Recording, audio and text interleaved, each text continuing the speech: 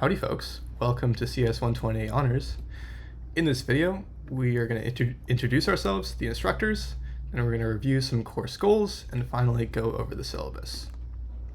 My name is Neil. I am a computer science student, and I'm a junior right now. I'm really interested in systems programming, CS and education, and networking. I am a huge soccer fan. I support Chelsea FC, and I'm also interested in food and coffee science. Alright, hi guys, my name's Arul, I'm your second instructor. I'm also graduating in the May of 2024. I'm a sophomore, but I plan to graduate a little early. So my internship was in Steel Perlow, and my focuses are generally in blockchain and cryptography. And a fun fact about me is I love to play water polo and I play chess.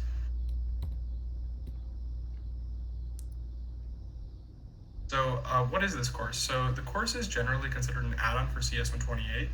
So we follow the CS 128 course, but we follow it through Rust programming instead of C++. It's an entirely student-run course with a large focus on the course community. So a lot of our communication will be through Discord, and a lot of the learning will be through us or through other students in the course. And to make sure that that community focus is there, we have a group-based final project at the end of the course where you can connect with other students and work with other students to apply Rust to nearly anything you want to do. So with all this talk about Rust, let's first introduce what Rust is. Rust is a programming language. And for 7 years running, Rust has taken Stack Overflow's #1 spot as the most loved programming language. That's a huge deal. And as you can see, the former CEO of Twitter, Jack Dorsey, also gives his endorsement.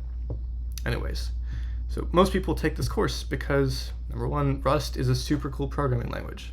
You get to learn about a lot of topics in CS while learning about topics parallel to CS 128. And at the end, you will get to create a really interesting project in Rust that you can show off on your resume, on your GitHubs, and brag about it to your fellow classmates. And also, you'll get to meet similarly passionate classmates when you're working on final projects and going about the course and asking questions in the Discord. So what do we teach? We have 4 major course components: lectures, homeworks, machine problems, and our final project, obviously. So lectures, especially in the beginning, will focus on an introduction to Rust and getting you comfortable with Rust topics and programming in Rust syntax, especially because it's a very different language compared to C++ or Python. We'll then move on to ownership and borrowing, as well as basically memory management, which is a concept that is very key to 128 and also a focus of CS 225 in the future. Finally, we'll go over threads and parallelism, and then we'll cover special topics such as cryptocurrencies or machine learning in Rust. So we're assigning homeworks to you throughout the semester. These are meant to be short assignments to get practice with the lecture content.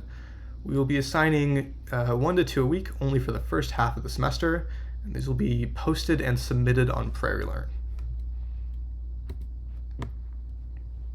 First content is machine problems. Machine problems are typically longer, more involved assignments that take 1 to 2 hours to complete over a span of 2 weeks. They'll be distributed and submitted through Prairie Learn, and starter code will be provided for you to work on locally, but we expect you to work on them alone and to work through the entire problems and solve them. And if you do need help, you can obviously talk to us. At the end of the semester, you'll be forming your own groups and completing a group project with your members. We will grade your group projects on functionality, style, code-based quality, and creativity. This is a chance to show off all of the Rust knowledge you have acquired throughout the semester. So you'll be submitting your final projects through GitHub and recording a short video to showcase that.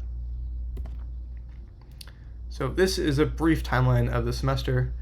You are currently at the very beginning in week 1. We will start to assign homeworks this week and MPs the next week. And lectures will be going out twice weekly. So all communication will be taking place in Discord, as I said.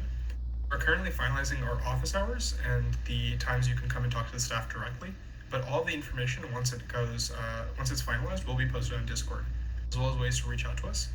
Otherwise, if you want to reach out to the instructors, me and Neil, you can obviously contact us through our emails, which are inside the slides. Okay, so this is the tricky bit. How do you sign up? So if you're a James Scholar, if you submit an HCLA with Professor Nowak as the instructor, you do not have to register for this course in self-service. So more on how to submit your HCLA later. If you are not a James Scholar, you will sign up for this course in self-service. So you'll sign up for CS 199, section 128. And the CRN is 56131. There's a little screenshot of the listing at the bottom of the slide. So if you are a James Scholar and you're interested in taking the course, you can sign up through the HCLA.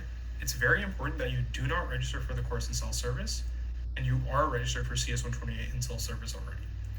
After that, you can fill out this HCLA form online to register for the course. And to find this form, all you have to do is search up the HCLA form on the James Scholar portal, or you can just search it up and you'll find the link online. And for the form itself, there are three main sections. The first is the term, which is obviously fall of 2022. The course for honors credit would be CS 128. Your professor would be Professor Novak. That section would be autofill typically. And the only other thing left is the special work to be completed. And for that, you'd write satisfactory completion of CS 199-128. After Professor Novak approves your HCLA, you'll be onboarded immediately. So how do you participate?